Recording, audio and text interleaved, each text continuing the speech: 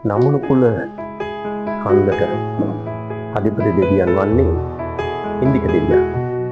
මේ ඉන්දික දෙවියන් පිළිබඳව අපිට සඳහන් වෙන්නේ මුත්‍යාංගන වංශ කතාවේ.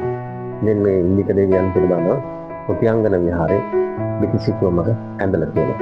බුදුන්වහන්සේ ලංකාවට වැඩම කරාට පස්සේ මුත්‍යාංගනේ බාර කරලා තියෙන්නේ මේ ඉන්දික දෙවියන්.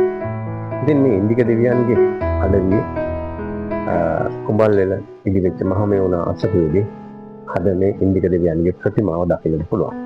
ඉන්දික දෙවියන්ගේ ප්‍රතිමාව මේ ස්ථානයේ නිර්මාණය කරලා තියෙනවා.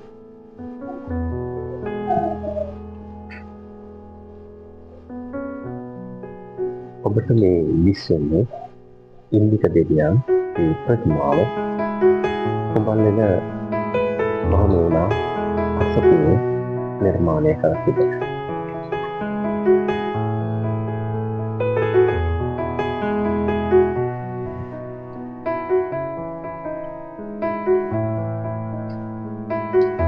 එදා අපේ දිවයිනේ යක්ෂනාග දේව කියන ජන වර්ග නාග කියන ජන වර්ගයේ දක්වන ජන වර්ග තුනක් සඳහන් වෙනවා.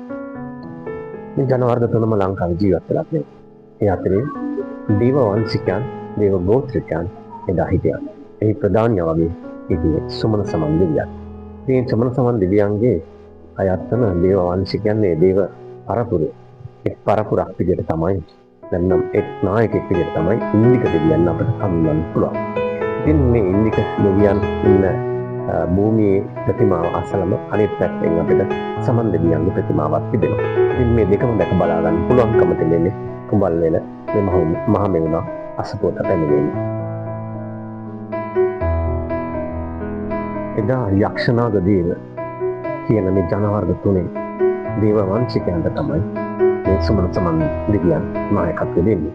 බුදුන් වහන්සේ පළමුව මහියංගනයට වැඩම කරපු වෙලාවේදී තමයි මේ සුමන සමන් දෙවියෝ හම්බෙන්නේ. ඉතින් පළමු අවස්ථාවේදීම සුමන සමන් දෙවියන් සෝවාන් භාවයට පත් වෙනවා. ඉතින් උන්වහන්සේගේ ඒ අයත්තන පරදෘෂ්ට තමයි මේ අද කුඹල්වැල අවටත් ඔවුන් අදත් දකින්න ලැබෙනවා. මේ දේවවංශිකයන් බණ්ඩාරවැල කුඹල්වැල ඇල්ල ප්‍රදේශයේ අපිට දකින්නට පුළුවන්කම තිබෙනවා.